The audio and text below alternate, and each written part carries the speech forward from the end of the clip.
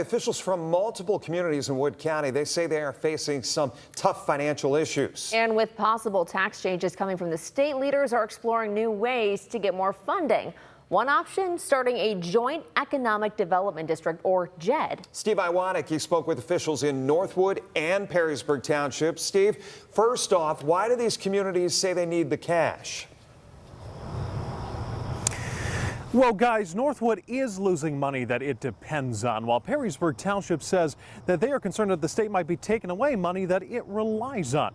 Now, state lawmakers right now are considering legislation that would abolish property taxes, and that's leading some local leaders to consider new ways to generate tax revenue in order to fully fund services like police and fire.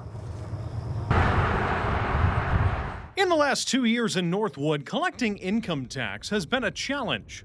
Beginning last year in 2024, we ended up being down close to $900,000 in income tax collection.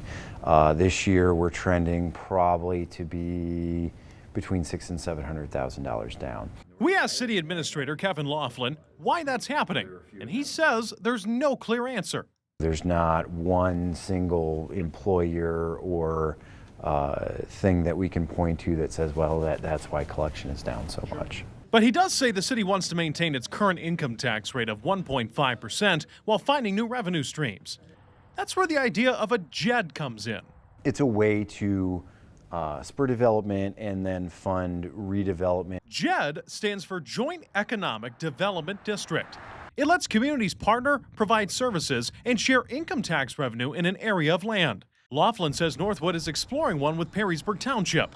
Trustee Gary Britton says the need is urgent. We have full-time fire, full-time police, full-time maintenance.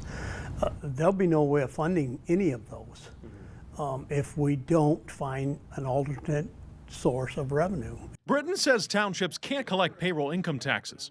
However, if this JED were to be formed, then they could.